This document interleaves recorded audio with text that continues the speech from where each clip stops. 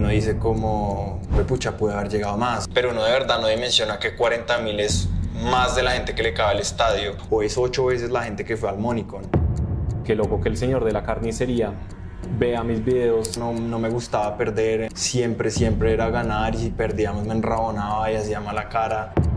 En este punto de mi vida siento que el pastel alcanza para todos.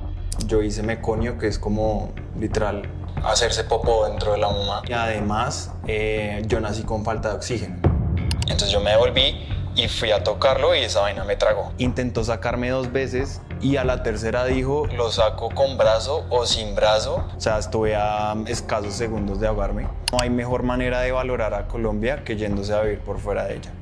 ¿Cómo así yo? O sea, llevo entregándoles 3 años contenido completamente gratis, herramientas completamente gratis. Pues es hora también de yo haber retribuido todo ese trabajo. Y yo dije, no, esta vaina todavía no la conoce nadie. Metas esto en la cabeza. Cuando uno ya la escuchó y ya la ve en redes sociales, ya está tarde probablemente. ¿Cuál es el consejo definitivo para crecer en redes sociales en 2025?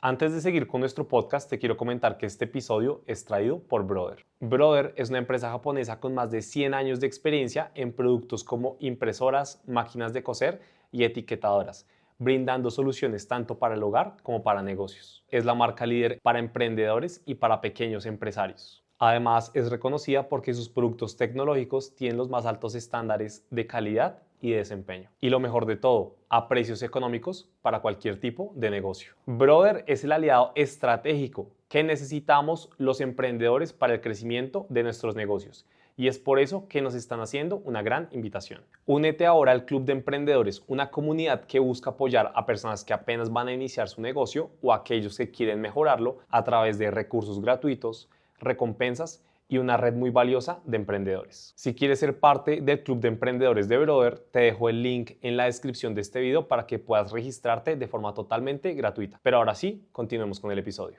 Juan, dentro del ámbito de las finanzas personales y de las inversiones, usted se ha vuelto uno de los mayores referentes en todo el tema en redes sociales. ¿Usted cómo llegó a este punto con Financia Tu Vida?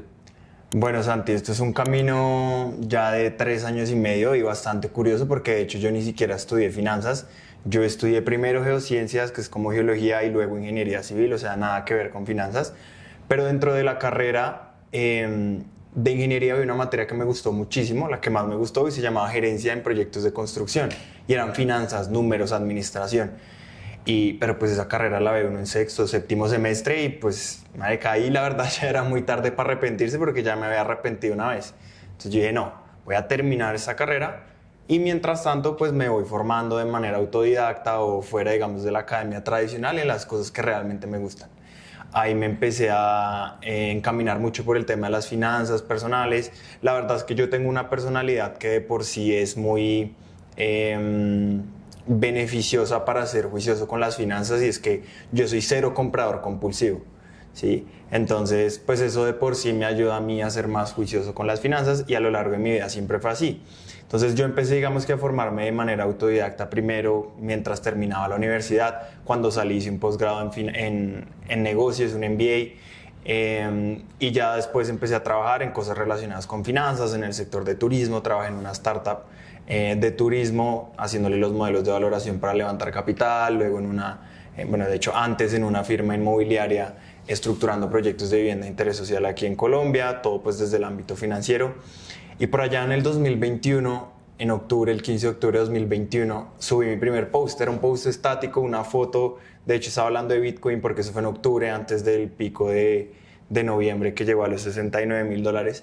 Entonces ahí empecé como a hablar de las finanzas porque estaba a punto de irme a Canadá en el 2022. Ya me había retirado del trabajo, entonces dije como bueno, quiero hacer algo mío.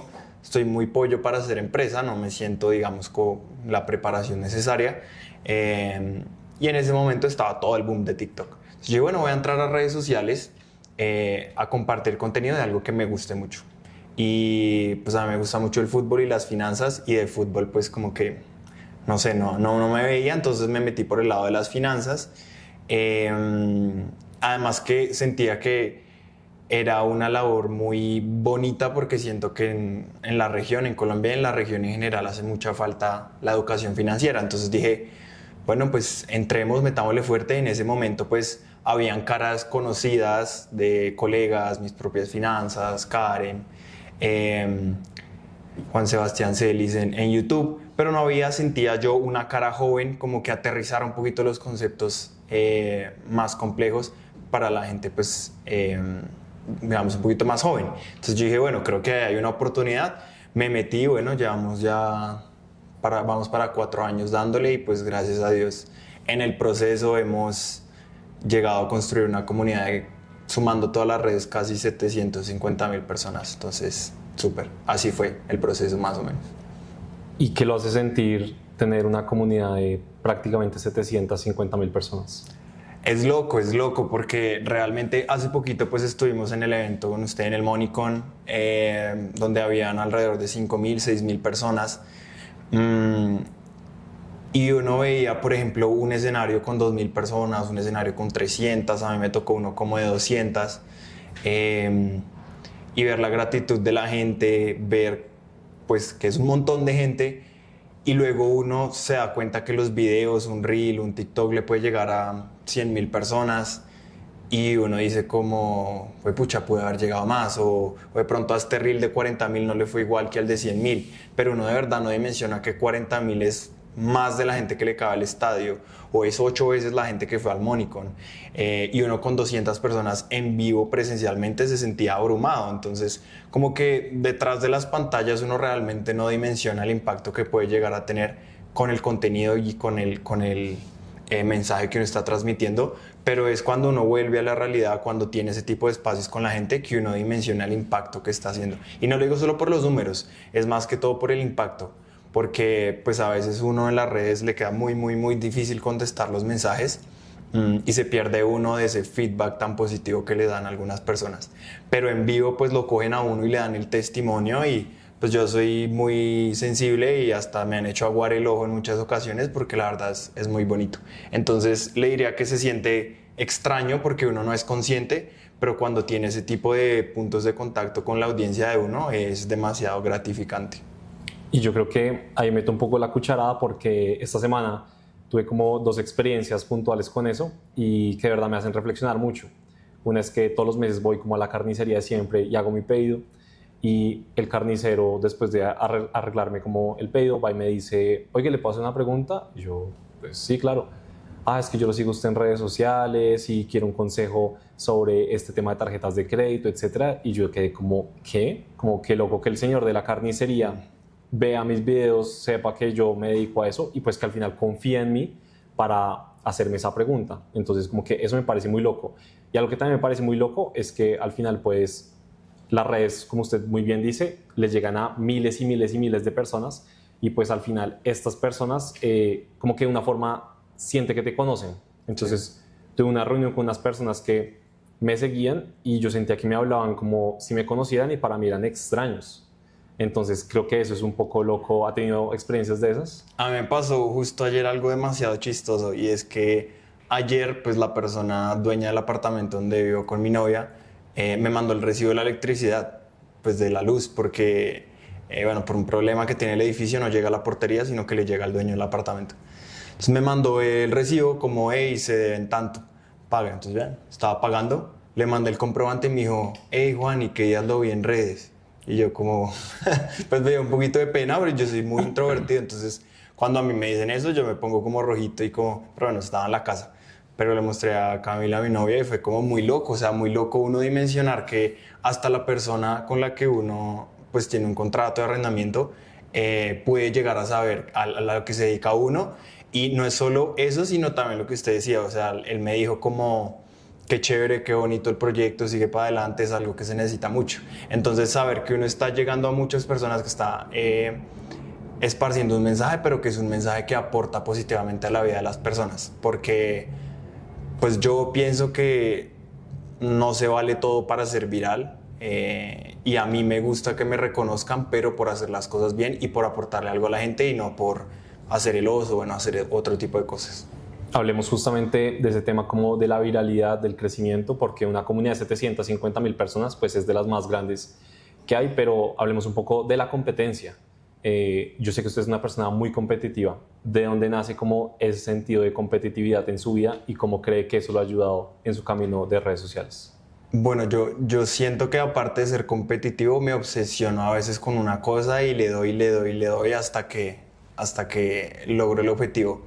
Y no, o sea, desde chiquito yo siempre fui muy competitivo jugando, incluso, pues yo creo que eso nació por el deporte, porque desde chiquito siempre he jugado fútbol y tenis, más que todo fútbol. Y siempre fútbol, yo no me gustaba perder en los partidos que jugaba en el conjunto donde vivía. Siempre era ganar y si perdíamos me enrabonaba y hacía mala cara. Después cuando empecé a jugar tenis ya como hacia los 10, 12, me pasaba lo mismo y me ensañaba contra una persona y hasta que no le ganaba y después cuando le ganaba no le quería revancha por si me ganaba. Entonces era como así medio competitivo gracias al deporte y ya después siento que transformé esa competitividad, que puede en muchos casos ser una competitividad tóxica, a ser una competitividad sana, a ser una sana competencia, porque yo personalmente en este punto de mi vida siento que el pastel alcanza para todos y estamos en una misión en donde necesitamos muchos soldados que ayuden a propagar este tema de la educación financiera. Entonces, entre más personas seamos en la comunidad creando contenido de este estilo, cada quien aporta sus cosas diferentes, cada quien tiene su estilo, hay personas que conectan con uno más que con otro, entonces entre más soldados seamos, pues mucho mejor y siento que siempre va a haber cupo para más personas. Me parece muy interesante ese tema del deporte porque creo que muchas personas hemos escuchado alguna vez que el deporte pues como que ayuda mucho en la disciplina de nuestra vida, pero yo pensé que quizá un poco esa competitividad de su parte venía de 3 experiencias que usted tuvo cercanas a la muerte, una incluso antes de nacer, otra en un accidente y otra incluso en una piscina. ¿Qué nos puede contar sobre eso? Sí, son historias bastante particulares. Yo cuando nací, bueno, yo tuve problemas bueno, mi mamá realmente fue la que tuvo complicaciones en el embarazo. Yo hice meconio, que es como literal hacerse popó dentro de la mamá. Eso es muy peligroso para la vida de la madre porque la tienen que limpiar después de que sale el bebé y además yo nací con falta de oxígeno. Y de hecho, los doctores cuentan que la gran mayoría de personas que nacen bajo las condiciones en las que yo nací son personas que terminan con una afectación muy grave. Entonces, es curioso porque cuando mi mamá les cuenta que yo, gracias a Dios, no sufro o no sufrí ninguna de las consecuencias normales, pues ellos son muy asombrados. Y yo después incluso nací prematuro, también tuve muchos temas respiratorios al principio. Digamos que la salud no era mi mejor aspecto durante los primeros años de mi vida. Esa fue la primera. Después, como a los 4 o 5 años más o menos, nos fuimos de vacaciones a Santa Marta y estábamos en un 5º piso de un hotel. Y bueno, mi papá por una cuestión abrió la puerta, dejó la puerta abierta, pues yo estaba muy chiquito, tenía 3, 4 años, y yo me salí por la puerta persiguiendo como una pelota, bueno, algo así. Y en ese hotel habían unas escaleras que son así en espiral. Y dentro de las baranditas de las escaleras yo cabía, pues tenía 3 años, era muy chiquito. Y por perseguir la pelota, como que me fui y literal quedé colgando, me trabó como un pie entre las barandas y quedé colgando de un 5º piso. Y salió literal el hermano de uno de mis mejores amigos, que pues a día de hoy yo sé que fue un ángel de Dios, que él tenía 6 años, 5 o 6 años, y estaba literal sosteniéndome y gritó, y bueno, ya ahí salieron mis papás, pero sí alcancé a quedar suspendido literal de la mano de un niño de 6 años y la baranda. Entonces esa fue también otra experiencia ahí como rozando la muerte. ¿Y usted se acuerda de esa? ¿Se acuerda de eso? No, de esa no. De la única que me acuerdo es de esta que le voy a contar, que yo creo que fue de las más graves. Yo vivía en Villavicencio, yo nací en Villavicencio y nos llevaban a actividades extracurriculares a hacer piscina. Y a la piscina a la que siempre nos llevaban como que la estaban arreglando, estaban en mantenimiento, entonces nos llevaron a una piscina olímpica, es una piscina grandísima, y nos ponían de esos flotadores que eran de icopor alrededor de la cintura. Entonces uno iba nadando por el bordecito de la piscina. Y yo siempre he sido muy curioso Y yo iba pasando y sentí como ese chuponcito de las cositas que tienen las piscinas. Entonces yo dije, tan raro. Entonces yo me devolví y fui a tocarlo y esa vaina me tragó. El profesor que nos estaba cuidando lo habían operado hacía 2 semanas y pues no estaba en óptimas condiciones para hacer algo. Sin embargo, pues él se dio cuenta de que le faltaba uno y era yo que literalmente me estaba ahogando. Intentó sacarme 2 veces, pero esos chupos tienen mucha fuerza. No pudo y a la tercera dijo, lo saco con brazo o sin brazo, y pues me sacó con brazo, pero yo ya tenía la lengua completamente enrollada, me prestaron los primeros auxilios, estaba morado, o sea, estuve a escasos segundos de ahogarme y yo de eso sí me acuerdo mucho que yo salí de la piscina y tenía un círculo como de 10 personas como chismeando, preguntándome cosas, y tenía al profesor aquí encima preguntándome dónde trabajaban mis papás, cómo se llamaban, porque quería tratar de desenrollarme la lengua. Y me acuerdo después cuando llegaba a mi casa y yo tenía el brazo negro, o sea, parecía una morcilla terrible. Y mi mamá obviamente llorando, mejor dicho, porque ahí ella dice que ella siente mucho apego conmigo porque estaba muy cerca de irme literalmente y esa era ya la tercera vez. Entonces sí he estado como cerquita y por allá en el 2015 tuve un accidente en carro que también fue pérdida total para el carro, o sea... ¿Iba manejando usted? Sí, iba manejando yo. También fue bien delicado porque mi mamá es muy espiritual y ella sentía como una opresión y pues literalmente sintió la presión durante toda la semana hasta que pasó eso y bueno, ya después de eso descansó, pero sí han sido experiencias bastante impactantes en mi vida y a mí siempre me han dicho, yo soy muy creyente, mi mamá siempre me había dicho que yo tenía un propósito grande en esta vida y no lo vine a entender hasta que empecé a crear este proyecto que bueno, se pasó de ser un hobby a literal mi proyecto de vida, pero sí, pues Dios me tiene en esta tierra para grandes cosas y pues he estado al borde de la muerte bastantes veces. ¿Y usted le tiene miedo a la muerte? A ver, yo no diría que le tengo miedo a la muerte, he coqueteado con ella un par de veces, pero no, yo diría que no miedo a la muerte, pero sí me gustaría estar mucho tiempo en esta tierra porque siento que tengo que hacer y quiero hacer muchas cosas y tengo muchas cosas por lograr. Entonces sí me gustaría, pero siento que no. Hablemos de algo muy relevante en su vida y fue su viaje a Canadá. Usted estuvo viviendo varios años en Canadá. ¿Por qué se fue a Canadá? ¿Qué hizo allá? ¿Por qué decidió volver a Colombia después de ese viaje? Bueno, a Canadá yo me fui porque realmente salió una oportunidad de estudiar un posgrado en un college allá en Toronto. También me había llamado, yo en el 2009, en el 2019 fui a estudiar inglés a Canadá, a otra ciudad, pero había ido y me había llamado mucho la atención, era muy parecido a Estados Unidos, pero tenían muchas más ventajas y facilidades más bien para los inmigrantes, si uno quería eventualmente quedarse, que era mi plan. Entonces fui, estudié, quería también vivir la experiencia, un poco como de pseudo independizarse, vivir en el exterior, compartir pues con otras culturas, también tener un poquito de cercanía con la cultura de trabajo de otro país y vivir esa experiencia realmente. Entonces pues estuve allá 2 años y medio, trabajé en uno de los bancos más grandes de Norteamérica, trabajé también haciendo cosas que nunca pensé que iba a hacer. Entonces, chévere, es una experiencia chévere que aprende uno demasiado a valorar muchas cosas. El dinero, el tiempo, la familia, la comida, los amigos, el país. O sea, yo creo que no hay mejor manera de valorar a Colombia que yéndose a vivir por fuera de ella. Nosotros tenemos un país muy hermoso, muy chévere, obviamente con muchísimas cosas por mejorar, pero uno aprende a valorarlo mucho más cuando vive en el exterior y se da cuenta que las cosas que uno aquí considera normales no lo son. ¿Y allá fue cuando usted empezó a subir videos en redes sociales o usted empezó antes? Yo me fui en el 2021, yo empecé a subir videos en 15 de octubre de 2021 y me fui a Canadá el 30 de abril del 2022. Entonces usted comenzó desde acá. Yo comencé desde acá. Ok. ¿Y cómo fue ese sentir que la cuenta estaba explotando pero usted estando tan lejos de Colombia, ¿no? Porque tengo entendido que cuando esto empezó a explotar, usted no vivía en Colombia, usted vivía en Canadá. Sí, de hecho es curioso porque, Santi, yo duré un año desde que creé la cuenta hasta octubre de 2023. Ya había subido muchos videos y apenas estaba en 5.000 seguidores. O sea, yo me demoré un año en llegar a 5.000 seguidores. Y a lo largo de ese año, obviamente, yo estuve muy, pero muy cerca de tirar la toalla porque siempre me veían los mismos 3, 4 gatos y mi familia.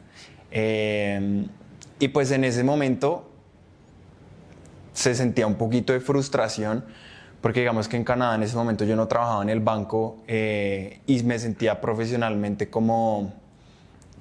No me sentía desarrollándome profesionalmente en ese momento.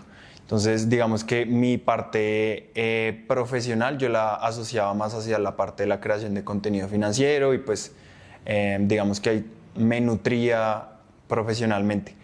Pero como ese proyecto tampoco estaba explotando en ese momento y por el otro lado mi parte laboral en Canadá tampoco, entonces fue un periodo muy difícil porque yo me sentía muy estancado. Pero bueno, siempre supe que ese proyecto yo lo había iniciado como un hobby porque me gustaba, porque quería aportarle mi granito de arena a la educación financiera y nunca lo vi con ojos de voy a vivir de esto, me voy a forrar, no. Entonces, como siempre me gustó, dije, bueno, o sea, igual es algo que me gusta, lo voy a seguir haciendo, me vaya bien o no me vaya bien. Eventualmente, pues si algo pasa chévere, si no, pues me lo disfruté hasta que me canse. Y bueno, pues gracias a Dios no tiré la toalla porque un mes después llegué a 100.000. O sea, fue como un año a 5.000 seguidores en Instagram y después un mes a 100.000. O sea, fue una cosa loca, se pegaron como 3 videos al tiempo. Y bueno, ahí empezó la explosión. Yo no tuve esa transición de estar en 30.000, 40.000, 50.000, 60.000, 70.000, porque todo pasó en un mes. Entonces yo pasé a pues ser un don nadie, digamos, en las redes sociales, a que entonces las marcas te empiecen a buscar y a decir, hey, ven, qué chévere tu contenido. Me pasó algo chévere y bueno, chévere, curioso, por decirlo de alguna manera, y es que yo estando muy chiquito le escribí a muchas personas que ya estaban más posicionadas en el nicho de las finanzas. Y muchas de ellas no me respondieron cuando era chiquito. Y después cuando crecí sí fue como, ay no, qué chévere lo que estás haciendo, ven, hagamos cosas juntos. Entonces, pues yo no soy rencoroso, pero sí dije como, uff, feo. Pero bueno, sí, entonces ese proceso de explosión fue demasiado rápido. Entonces fue un proceso en el que dije, bueno, es algo de hobby. Y luego un mes después, bueno, de pronto aquí hay algo de lo que pueda yo vivir. Sin embargo, pues yo estaba ahí apenas como terminando, ni siquiera creo que iba por la mitad del posgrado, me faltaba pues la otra mitad y yo sí quería tener la experiencia laboral de trabajar al menos un año allá, en algo pues profesional de finanzas que me gustara. Entonces, pues yo sabía que no me iba a devolver en ese momento. Igual, como la explosión fue tan rápida, yo tenía que ver, bueno, cómo funciona esto, a ver si puedo de verdad llegar a vivir. Y ahí en ese momento, y pues a medida que iba pasando el tiempo, yo me fijé una meta y yo dije, bueno, en el momento en el que Financia tu Vida, el proyecto, me esté dando el doble de ingreso de mi trabajo en Canadá, pienso en devolverme. Porque a mí me pasó lo que lo que usted me estaba preguntando y es, pucha, una explosión, uno estando allá hablando de temas acá y después uno empezar a conocer gente del gremio y ver que toda la gente del gremio está en eventos, que si esto, que lo otro, haciendo colaboraciones entre ellos y uno allá cruzado de piernas como viéndolos con ese FOMO, sabiendo que uno podía estar acá. Entonces, pero bueno, yo fui muy fiel como a esa condición de que hasta que el proyecto no me estuviera dando el doble del salario no me regresaba, porque obviamente haber ido allá fue una inversión en tiempo y en dinero muy grande. Entonces yo tenía que estar seguro de que si me devolvía, pues iba por lo menos a tener una estabilidad económica que compensara pues lo que tenía ya, digamos. Entonces me tomó un año y medio desde ese punto, porque yo me fui a Canadá el 30 de abril de 2022 y volví como el 22 de agosto de 2024. O sea, duré 2 años larguitos. Y bueno, desde agosto del año pasado volví y ya creo que fue una de las mejores decisiones que pude tomar. Porque más allá del tema laboral y del proyecto y de que aquí uno puede conectar con con los colegas, en los eventos y demás. También acercarse mucho a la comunidad, eso es muy chévere ese tipo de eventos. Pues también la familia, los amigos y el estilo de vida aquí en Colombia, la verdad que se vive bueno, entonces fue una muy buena decisión por todos esos factores. Y digamos que algo acá importante es que cada año que pasa hay más gente que quiere entrar a este mundo de la creación de contenido, ¿sí? ¿Cuáles usted cree que son esas claves que le han ayudado a usted a ser uno de los referentes más importantes en creación de contenido financiero en Colombia y en Latinoamérica y que otras personas podrían aprovechar? Yo creo que independientemente del nicho que uno escoja, uno le tiene que encantar. O sea, pero de verdad, uno debe amar el contenido o el tema sobre el cual está creando contenido. Porque le puede pasar lo que me pasó a mí, un año donde uno no ve ni un solo peso y donde los números lo pueden llegar a frustrar a uno mucho. Entonces, si es algo que a uno no le gusta, al mes ya lo va a dejar tirado. Entonces, eso uno, crear contenido sobre un tema que le apasione demasiado y que lo pueda hacer sin recibir un peso durante mucho tiempo sin problema. Lo segundo es constancia. O sea, yo creo que la perseverancia es fundamental, pero muy, muy, muy, muy importante. Por lo mismo, porque uno puede durar mucho tiempo sin ver los resultados, pero a mí en las redes sociales me pasó algo y es la ley de Pareto. O sea, el 20% de tus esfuerzos te traen el 80% de los resultados, porque cuando llegué a 100.000, 90.000 seguidores me lo trajeron 3 videos y yo probablemente a ese punto ya había hecho más de 300 videos. Y si yo hubiera parado en el video 297, probablemente nunca hubiera llegado. Entonces es un tema de constancia y disciplina, publicar muy seguido. Bueno, digamos que ya hay unos consejitos un poquito más técnicos de cómo hacer los videos y demás, pero digamos de soft skills yo diría eso, y también mucha tolerancia a la frustración, porque van a ser más los bajonazos que las subidas, entonces uno tiene que estar muy preparado para eso. Y ya, yo diría que esas son las 3 claves. Yo particularmente, como le decía, me obsesiono mucho con las cosas, entonces a mí me obsesiona no solo el tema de finanzas per se, sino también la creación de contenido. Entonces a mí me gusta mucho saber cómo hacer para que un video, no en fondo, sino en forma, le vaya bien también. Entonces, pues si uno es curioso, además de estas otras 3 cosas que le dije, también le puede jugar a favor. ¿Cuáles han sido como esas claves que lo han ayudado a identificar como un poco lo que se le dice como el algoritmo, ¿cierto? Y que usted puede decir cualquier persona podría tratar de mejorar en su estructura y quizá agradarle más al algoritmo, que creo que para mí no es el algoritmo, creo que realmente son personas. Al final la gente dice mucho, es que el algoritmo no me quiere o es que el algoritmo tiene algo contra mí. No, es que la audiencia no le gusta tu contenido, ¿sí? Pero como cuáles son quizás esos tips ya como quizá técnicos que usted podría recomendarle a una persona. Sí, total, yo estoy muy de acuerdo con que uno donde escucha algoritmo puede perfectamente reemplazarlo por la palabra personas, porque al fin y al cabo el algoritmo no es una persona que lo pueda llegar a odiar a uno, es solo una programación, una serie de instrucciones que analiza números y ya está. Y digamos desde las cosas técnicas, bueno, yo siento que, y pues puede ser un consejo muy quemado, pero nosotros cada vez tenemos un span de atención más chiquito. Entonces es muy importante llamar la atención de las personas que están ahí scrolleando para abajo, para abajo, para abajo en los primeros 2-3 segundos. Y no necesariamente tiene que ser un título gigante, puede ser un hook visual. No sé si ha visto, por ejemplo, que hay gente que sale con un micrófono pegado en una espátula de cocina. Eso es algo que, aunque uno no lo crea, es visualmente como este man que está haciendo. O hay gente que graba siempre desde un plano alto, o hay gente que siempre se viste de la misma manera. Todo ese tipo de cosas son hooks visuales, o hay hooks dichos. Entonces, el típico título que llama la atención, que muchas veces, y no sé si a usted le ha pasado, uno siente que está rozando con la línea ¿Del vendehumo? del vendehumo o de lo que en YouTube se conoce como clickbait. Como que te venden un super título y de repente el video no tiene tanto que ver con el título. Bueno, algo así. O sea, obviamente no estoy diciendo que se venda humo, pero sí tiene que ser un título que tenga que ver con el video, pero que llame mucho la atención. Porque eso juega un papel muy, muy, muy importante. Y otra parte súper importante también es la autenticidad. O sea, yo personalmente siento que las personas que más éxito tienen en redes sociales, sobre todo en temas de lifestyle, por ejemplo, son personas que son demasiado auténticas. O sea, que usted las ve y los videos, a ver, ellos no tienen videos virales porque los virales son ellos, ¿sí? Entonces ellos pueden subir un video jugando ajedrez, usted se va a comer todo el video jugando ajedrez porque a usted le gusta es la autenticidad y cómo es esa persona. Entonces, si uno tiene una condición o si uno es auténtico y esa autenticidad conecta con las personas, pucha, o sea, tiene casi que el éxito o mayores probabilidades de éxito.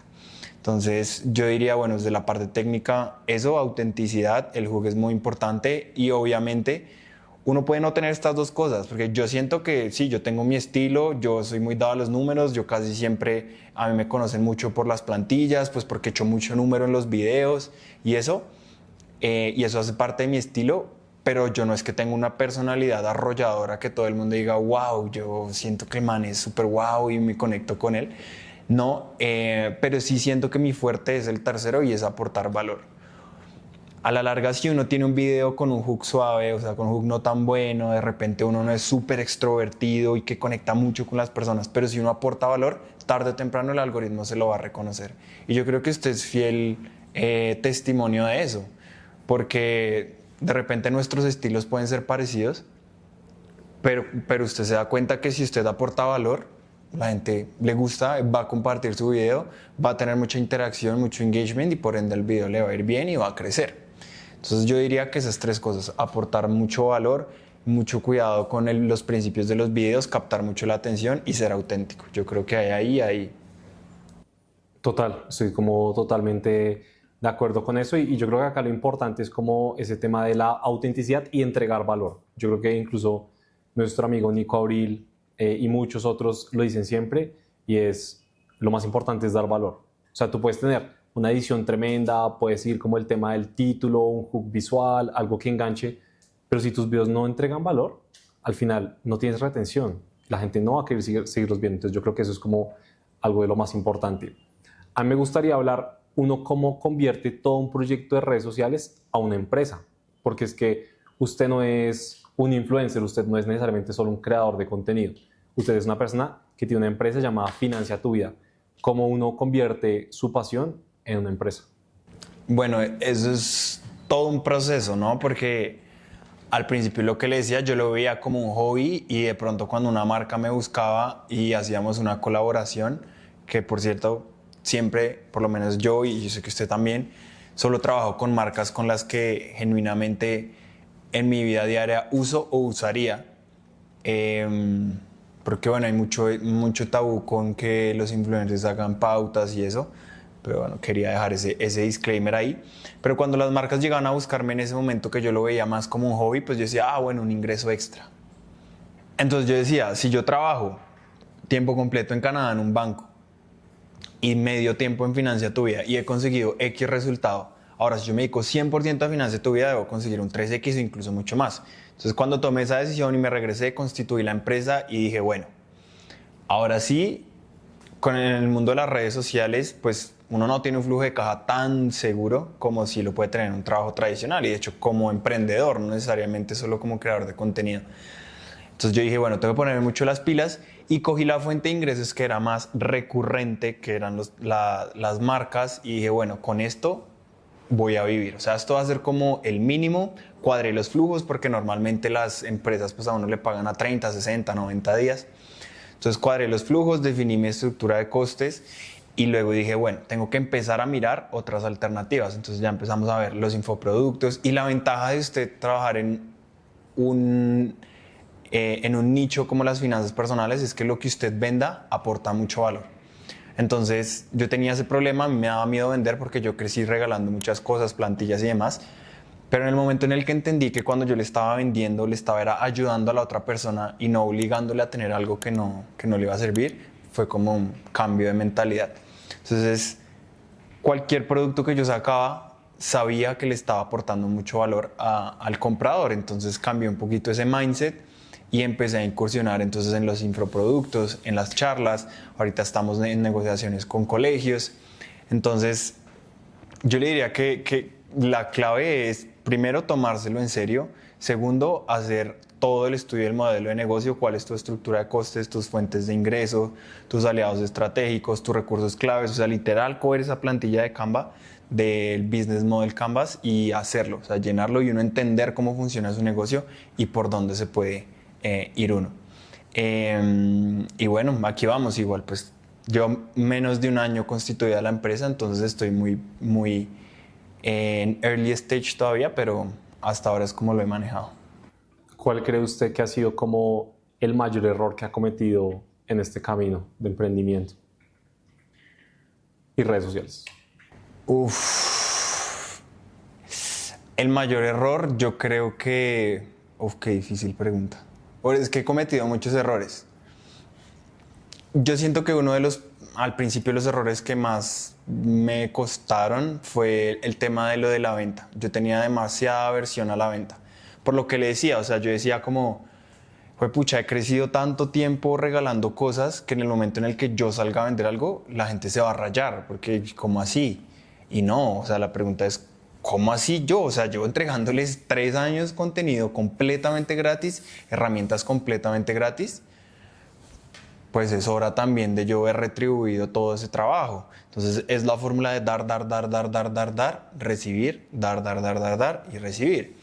Aparte también en el mindset de la gente es, imagínate todo lo que te doy gratis, pues lo que te dé pago debe ser una locura, ¿sí? Entonces eso yo creo que me costó mucho y yo me demoré mucho en empezar a monetizar más allá de las marcas a mi comunidad. Precisamente por eso, por aversión a la venta. Entonces yo diría que ese ha sido, incluso hoy en día, o sea, es algo que he venido trabajando. O sea, no es que hoy yo ya sea buenísimo vendiendo, no. Entonces eso uno, yo creo que mis errores van mucho por la parte comercial porque estoy trabajando en ese proceso de aversión a la venta. Entonces siento, por ejemplo, a veces me pasa mucho lo del síndrome del impostor. Yo le decía la vez pasada que estábamos hablando, como que a veces siento que de pronto no soy tan bueno y que la gente no ve tanto valor en una propuesta que yo estoy sacando. Pero cuando uno lo mira de manera objetiva, compara alrededor, uno compara los testimonios de las personas que ya han estado con uno en formaciones y demás, es la mente jodiéndolo a uno porque realmente hay testimonios, hay pruebas, hay números que respaldan que uno tiene un muy buen producto. Entonces yo creo que han sido temas comerciales, sobre todo los errores en cuanto a la facturación de la empresa.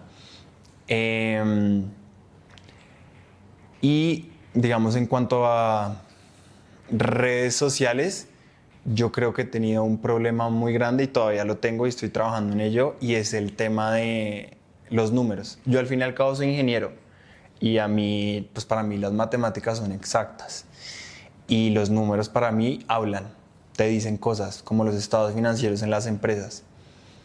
Entonces cuando los videos, por ejemplo, dejaban de tener una media, un alcance bueno, entonces yo me mal viajaba y entonces entraba otra vez como en ese loop de pronto no soy tan bueno haciendo esto y no sé qué.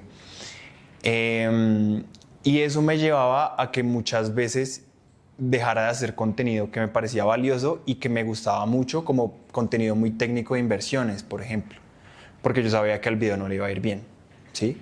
Entonces siento que volverse un poquito esclavo de los números es muy, muy malo porque uno descuida el core o más que el core, el mantra con el que creció el negocio o con el que nació más bien el negocio, que es educar. Así sea un tema que de pronto no, un video que no vaya a ser tan viral porque es algo de pronto muy nicho, pero que le puede servir al menos a una persona. Y por eso, como no iba a ser viral, entonces yo dejaba de hacerlo. Pero no, o sea, estoy tratando un poquito de cambiar ese mindset. Sí, puede que a este video no le vaya tan bien, pero siento que vale la pena hacerlo para impactar así sea a una persona y dejar de ser tan esclavo de los números.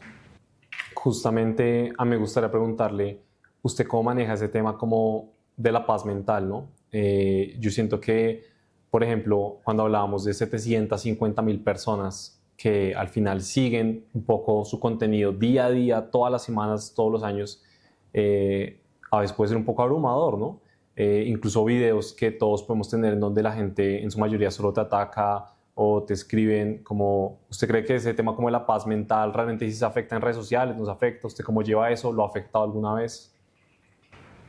A ver, yo al principio, yo siempre he sido muy como que no me importa mucho lo que diga la gente. Yo, de hecho, mi mamá me molestaba porque yo a los centros comerciales iba en Crocs, así en pantalonetas, así como súper dejado y pues no me importaba. A día de hoy todavía no me importa, pero ya mi novia no me deja salir así, mi mamá en su momento tampoco.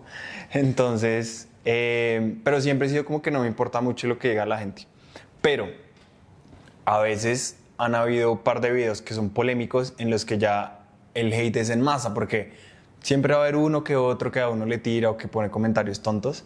Es como que, Pero cuando ya es un poquito más en masa, ya empieza a hacer bulla y empieza uno a rayarse también. Mm, la primera vez que me pasó, que creo que fue un video de pensiones, que es un tema pues demasiado polémico, pues me dio muy duro, me dio muy duro. Yo me sentí súper mal, pero bueno, o sea, al fin y al cabo todas esas experiencias van haciendo como callito y ya a día de hoy me siento un poquito más fuerte en caso pues de que llegase a ocurrir. Igual, yo trato de ser muy polite en los contenidos, eh, polite más no tibio, o sea, yo tengo una opinión muy definida, sobre todo en tema de finanzas y política, pues tengo una opinión definida, pero trato de tocar los temas de manera muy superficial y polite, porque, a ver, yo siento que cuando uno polariza demasiado, cuando uno se va demasiado por una idea de pensamiento, pues la gente de la otra idea se va a rayar y pucha, lo va a odiar, no sé qué. Y al fin y al cabo es gente que yo estoy dejando de impactar solo por una ideología que tengo de X o de Y. Y en fútbol, en religión y política, la gente nunca se va a poner de acuerdo. Entonces, yo prefiero, en vez de gastar mi energía discutiendo con esas personas y tratando de convencerlas, pues prefiero gastar esa energía haciendo un contenido que impacte, pero que sea polite de tal manera que no pierda a esas personas que también necesitan ser impactadas financieramente. Y el día de mañana, en el largo plazo, a través de la educación, hacerlas cambiar de parecer y no en una conversada y en comentarios, una pelea tonta en comentarios, porque no va a pasar. Entonces, y bueno, como todas esas cosas que uno va aprendiendo en el camino de manejar como a las personas y los comentarios y eso, pues yo creo que le ayudan a uno a tener más tranquilidad y a hacer esto sostenible. Porque al fin y al cabo, o sea, yo creo que donde uno tenga 3, 4, 5 videos polémicos seguidos, uno se puede volver loco y puede tener un arrancón y cerrar la cuenta. Gracias a Dios, las veces que me han pasado a mí han sido bien espaciadas en el tiempo, entonces he podido como generar callito.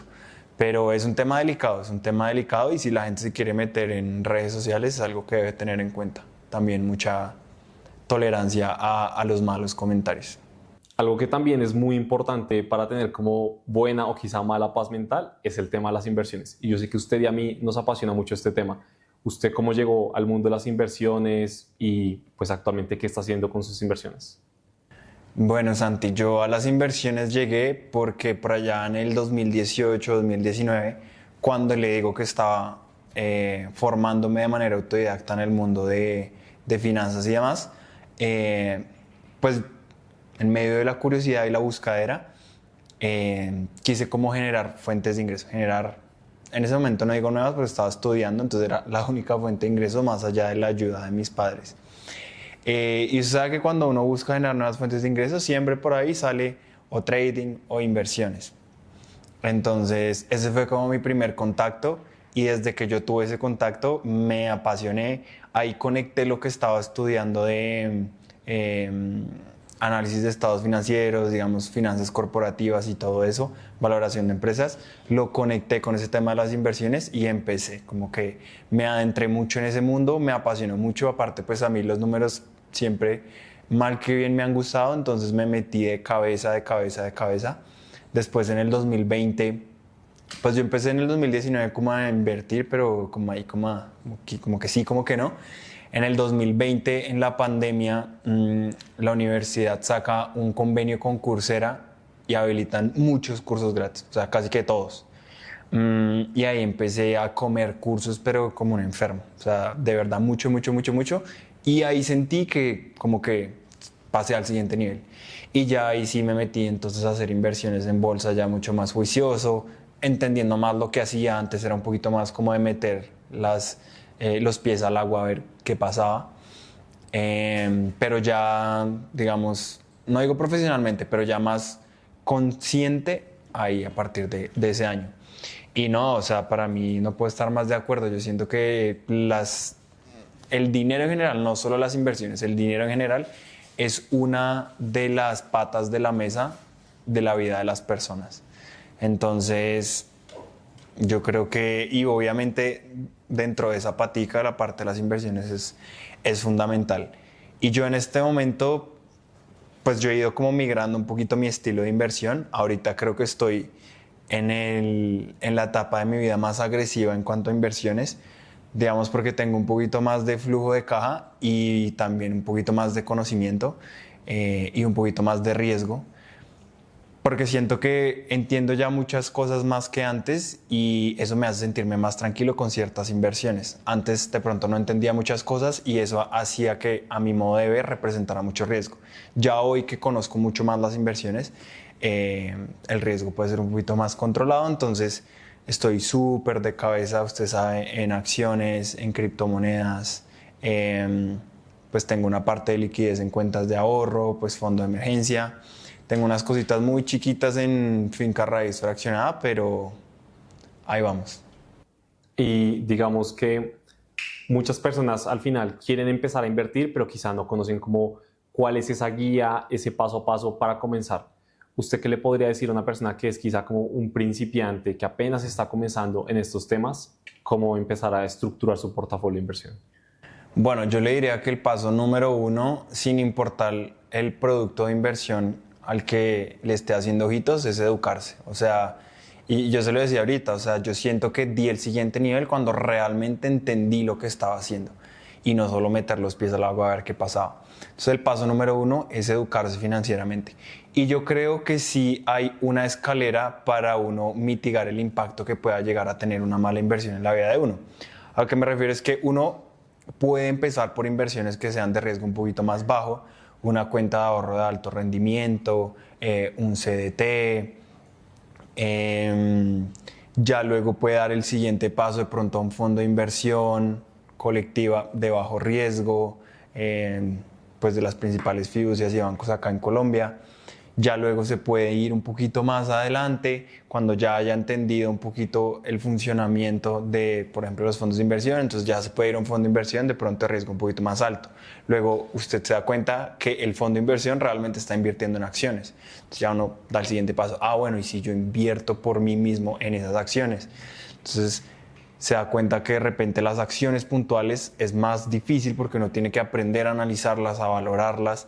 Entonces de pronto le conviene más es un ETF, ¿sí? Que es una canastica de acciones en las que uno no tiene que ponerse a analizar una por una.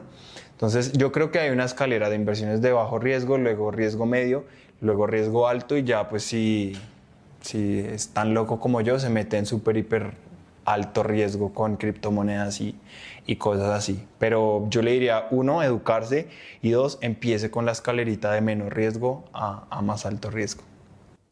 Sin que esto represente recomendación de inversión, usted en este momento, ¿qué inversiones está revisando? ¿Qué está revisando? ¿En qué está invirtiendo puntualmente? Bueno, yo este año, creo que le había contado, me desindexé. O sea, yo cuando invertía en Canadá, pues porque yo tenía residencia fiscal allá, me tocaba invertir con un broker de allá, estuve indexado como 2 años. Indexado es invertir en un índice, en un ETF que rastrea un índice, en mi caso era el S&P 500. Tenía una gran parte del portafolio indexada y la otra, empresas puntuales en las que veía oportunidades. En su momento estuve en PayPal como a 60, creo, por debajo de 60, y en Disney también como por debajo de 80, como entre 70 y 80. Y bueno, en las Magnificent Seven también estuve en algunas, en Apple, en Google, en Apple cuando era buena, en Google, en Meta también. Bueno, yo le conté Meta, pues fue una de mis inversiones más exitosas en la bolsa porque yo la cogí cayendo y cayendo y cayendo en el 2022. Entonces, en ese momento, pues invertía en empresas puntuales, pero tenía una gran parte indexada. En este momento me desindexé por 2 razones. Primero, porque siento que el índice tiene muchísima participación en ciertas empresas con las cuales no estoy muy de acuerdo. La mayor participación la mayor participación o el holding dentro del S&P 500 es Apple, y es una empresa que yo creo que está absurdamente sobrevalorada por las proyecciones de crecimiento que tiene. En estas caídas que hemos tenido por los aranceles que ha puesto Trump y eso, me he dado cuenta que Apple se está volviendo más una posición como de refugio, porque se ha comportado mucho mejor que las otras grandes tecnológicas. Pero a mi modo de ver es una empresa que no tiene un crecimiento tan grande y tiene una valoración como si tuviera crecimientos muy grandes. Entonces, la mayor parte del dinero que uno mete cuando se está metiendo en un índice que vale S&P 500 es a Apple, que por sí ya se me hace que es una empresa que está muy cara. Aparte hay una concentración muy grande en las 10 primeras posiciones, abarcan casi el 40% del índice. Entonces está perdiendo un poquito como esa ventaja de estar uno muy diversificado. Eso uno. Dos, siento que puntualmente hay mejores oportunidades. O sea, cuando el mercado está relativamente caliente, con valuaciones exigentes, yo no lo llamo caro, yo lo llamo exigente, porque para mí el mercado está caro porque las principales empresas que lo componen, estas primeras o las Magnificent Seven, tienen múltiplos más costosos, pero es porque se lo merecen, porque crecen a doble dígito, porque tienen márgenes muy buenos. Entonces yo no lo llamo caro, yo lo llamo exigente. Pero cuando el mercado está en esta condición de exigencia, uno puede salirse a buscar puntualmente mejores oportunidades. Entonces esa es otra razón, el costo de oportunidad, por la cual me desindexé. Entonces actualmente estoy como entre 8 y 10 empresas. Mi portafolio en acciones no tengo, sí tengo un ETF de China, que era lo que habíamos hablado la vez pasada, porque siento que es un mercado que está muy castigado y en un ciclo de emergentes le puede ir muy bien. Pero el resto sí están en Estados Unidos, aunque hay 2 empresas particularmente que, si bien cotizan en la bolsa de Nueva York, son empresas cuyo mercado está en Latinoamérica. Entonces, eso es como el 65% de mi portafolio está en acciones, un 25% está en cripto. La ponderación bajó mucho respecto al año pasado porque me moví mucho más a bolsa, y además las criptos pues han venido de capa caída. Y el resto lo tengo en inversiones chiquitas en finca raíz y en cuentas de ahorro. Así estoy ahorita. ¿Y cuál ha sido como su mejor y su peor inversión?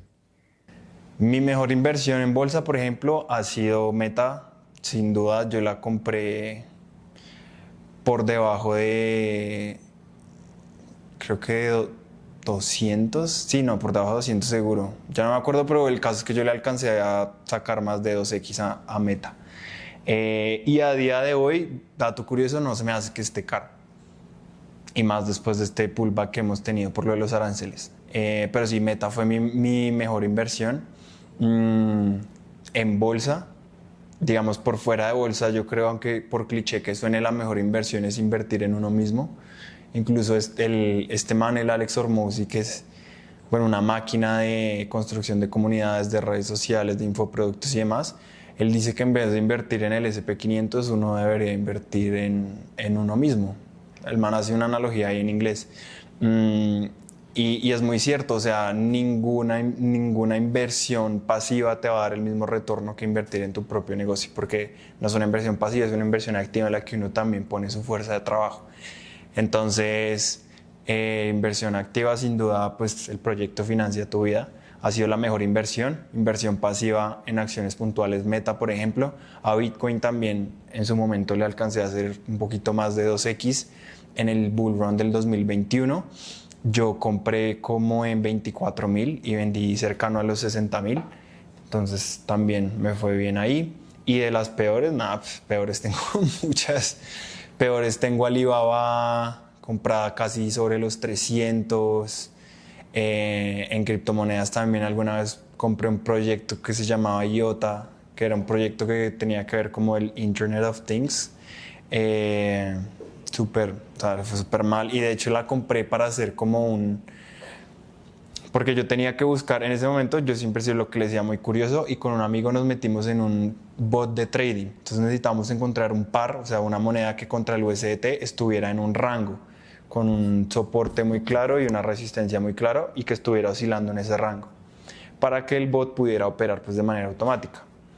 Metimos ahí pues la inversión, compramos el bot, no sé qué, estuvimos 2 semanas en verde, después una mala noticia, se salió del rango y quedamos preñados con los idiotas ahí y nunca volvió al punto en el que la compramos. Entonces esa también fue otra malísima. En el 2018, recién empezando, caí en una pirámide cuando en este tema del trading. Entonces no, yo he tenido papelones, pero eso es por nombrarle algunos. Bueno, tengo otro muy, muy famoso y eso fue hace poquito. Es un fondo que invierte en empresas privadas, pero que son muy conocidas. Está SpaceX, está Revolut, que es como un neobanco europeo, está Stripe, que es una plataforma de pagos, está OpenAI, que son los de ChatGPT. Entonces, ese fondo tiene una participación muy importante, tiene una participación en esas empresas privadas. Privadas son que no están en la bolsa y pues yo decía, pucha, son empresas que están creciendo muchísimo. En el momento en el que alguna de esas empresas haga un IPO, el fondo, pues las posiciones que tienen las empresas se le van a valorizar mucho y va a estallar. Entonces lo que pasa es que ese fondo cogió todas esas participaciones que tenía en la bolsa, sacó una acción y la sacó todas esas participaciones que tenían esas empresas privadas, sacó una acción y la sacó a cotizar en la bolsa, en un ETF. Esa vaina salió, Santi, como en $10, $11, alcanzó a llegar a 81 en un mes. No, alcanzó a estar en after hours después de cerrado el mercado como en 115. Pero en horario de mercado alcanzó a estar como en 90. Yo compré como en 70 y pico. O sea, yo en un día hice como un 25% y yo dije, no, esta vaina todavía no la conoce nadie. Y metas esto en la cabeza, cuando uno ya la escuchó y ya la vio en redes sociales, ya está tarde probablemente.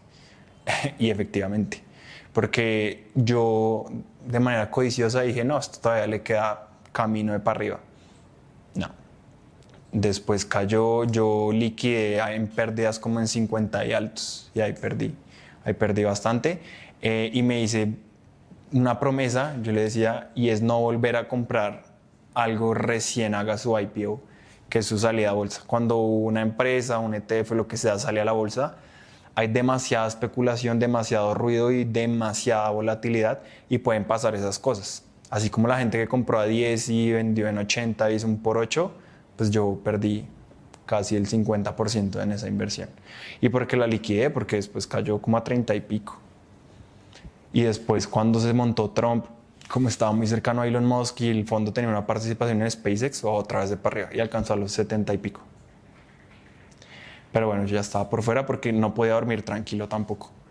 Entonces, y después cuando me puse a hacer, porque ahí lo hice al revés, invertí, luego hice el análisis fundamental y cuando estaba haciendo el análisis fundamental me di cuenta que la valoración que tenía esas empresas pues de manera privada, o sea, cuando se analizaban la valoración que cada una de las empresas componía el portafolio del fondo y se analizaba el número de acciones en circulación, le daba que más o menos una acción por valor justo debería valer $5 y estaban en 90, 100, o sea, es una tremenda burbuja. Pero bueno, eso me di cuenta después. Yo creo que así como usted dice, pues todos hemos tenido muy buenas y muy malas inversiones, pero algo que yo quiero resaltar siempre es mucho como la importancia de saber priorizar. A mí todo el mundo me dice, ¿cómo hago para ganar dinero con las inversiones? Y yo creo que ganar dinero es la segunda pregunta más importante. La más importante es cómo no perder. Porque si tú tienes 100 millones y tú pierdes el 50%, te quedan 50 millones. Para recuperar los 100 que tenías, tienes que ganar el 100% de rentabilidad. Ganar es el doble difícil que perder. Entonces, creo que eso es una como gran lección y que todo el mundo debería tener presente y que creo que nosotros lo hemos aprendido como a las malas, la verdad, perdiendo bastante, pero bueno, de ahí se aprende. Es lo que dice Warren Buffett. La regla número 1 es no perder dinero y la regla número 2 es no olvidar la regla número 1. Total, el papá de los pollitos. Vamos ahora con una sección en donde vamos a tener 5 preguntas. Las 3 primeras van a ser muy rápidas. Una pregunta rápida, respuesta rápida. En las otras 2 podemos profundizar un poquito más. Entonces, Primera pregunta. ¿Amazon o Google? Google. Mejor libro. La psicología del dinero. De Morgan Housel. Mejor película. Soy re flojo para las películas. O serie, mejor película, serie. Yo soy muy fan de Marvel, entonces me gustó mucho Avengers. ¿Cuál fue su favorita? Endgame me hizo llorar, pero me parece que es más película Infinity War. Me parece que esa película es acción de inicio a fin. Me parece muy buena. La entrada de Thor, cuando llega, esa escena es Mejor equipo de fútbol. Atlético Nacional. ¿Qué relación tiene Atlético Nacional con Financia tu Vida? El color, todo. Yo siempre he sido, yo le decía, fútbol y finanzas, y fútbol siempre he sido muy hincha nacional. Yo nací en Villavo, en ese momento no había equipo, el Centauros estaba como en la C, y tengo ascendencia paisa, y mi tío me llevó a Medellín a ver a Nacional en el 2006 a la final contra el Huila, y desde ahí me enamoré, y desde ahí fiel. Ahora vamos con dos preguntas. La respuesta puede ser un poco más estructurada si usted considera que debe ser así. La primera es, ¿cuál es el consejo definitivo para crecer en redes sociales en 2025? Comunidad. Así, sencillo, comunidad. Uno aporta mucho valor, construye buenos videos, aportando valor, buenos hooks, resiliencia, perseverancia, pero no tiene sí o sí que enfocarse en la comunidad. Uno debe acercarse a las personas que lo siguen, escucharlos. Ellos al fin y al cabo son el cliente de uno y ellos le van a dar mucho feedback, mucha información y tener una cercanía con la gente a la que uno le está compartiendo el contenido es la clave realmente en este 2025 para triunfar. Uno puede perfectamente, las personas que quieren ver las redes sociales como un mecanismo para ganar dinero, hay perfiles que con 10,000 seguidores ganan muchísimo más dinero que perfiles de 1,000,000 de seguidores porque tienen comunidad y les dicen, cómprenme esto y se lo compran de cabeza. Entonces, más que los números, las métricas de seguidores que son métricas de vanidad, comunidad. A mí una pregunta que como que me ha perseguido, me ha apasionado como entender toda mi vida es ¿qué es el éxito? ¿Sí? Y a mí me gustaría preguntarle a usted, para Juan Medina, ¿qué es el éxito? Pues de hecho su comunidad, su proyecto se llama Academia del Éxito, ¿no? Para mí el éxito es tener salud, disfrutar de las personas que a uno lo rodean y levantarse todos los días a hacer algo que uno ama hacer y poder vivir de ello. Yo creo que esos tres componentes para mí son claves: salud, familia y uno poder vivir de lo que ama. Para mí eso es el éxito. ¿Y usted hoy se considera una persona exitosa? Hoy sí, porque esas tres variables están bien en la ecuación. Obviamente, no, por el hecho de que hoy estén bien no significa que no puedan estar mejor, ¿no? Yo siempre he sido muy ambicioso, pero si el día de mañana Dios me llama a rendirle cuentas, puedo decir que me consideraría una persona exitosa. Mire que yo preparando esta entrevista me di cuenta de muchas cosas, pero algo muy importante, lo que me di cuenta es que usted es una persona muy amada y no solo como por el tema de las experiencias cercanas a la muerte, ¿cierto? En donde ha salido vivo de milagro, o sea, la vida es un milagro, sino también por muchas personas que en su vida lo aman y esas personas tienen un mensaje para usted. Entonces me gustaría mostrárselo por acá. Yo sí dije, ¿por qué me está grabando? Ay, no. ¿Vamos a llorar? Vamos a llorar.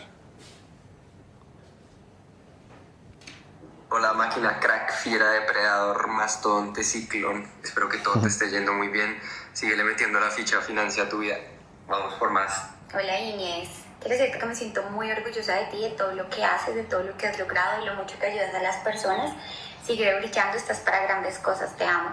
Hola mi amor hermoso, me siento muy orgullosa de ti cada día por ese ser maravilloso en que te has convertido, por esa sabiduría que Dios te ha dado y que has sabido aprovecharla para bendecir a otras personas, porque Dios nos bendice para bendecir a los demás. Te amo, te bendigo y que sigas cosechando muchos éxitos, mi amor, de la mano de Dios siempre. Besitos.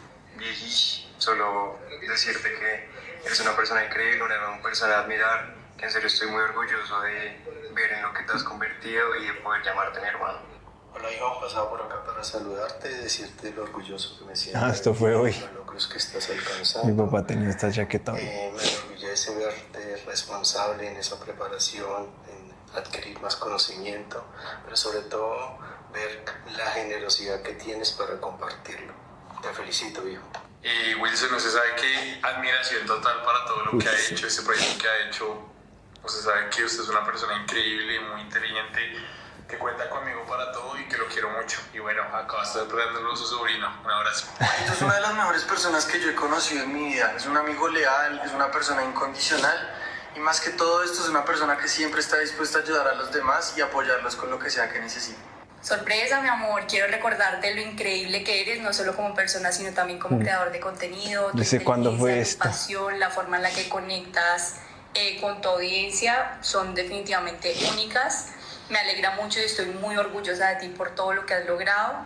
Un besito. ¿Qué le diría a esas personas? No, es que, o sea, creo que todos los que salieron ahí, pues son como personas demasiado cercanas a mí y lo que decía mi papá, o sea, yo siento que las bendiciones que ha traído este proyecto me han servido para compartirlas con ellos. Entonces, muy agradecido. Muy bien, muy bien.